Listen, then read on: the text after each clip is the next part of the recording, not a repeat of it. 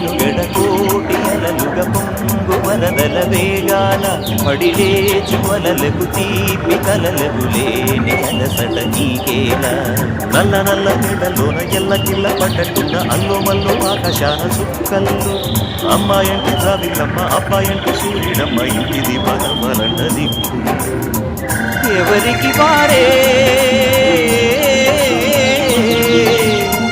యమునకు నీరే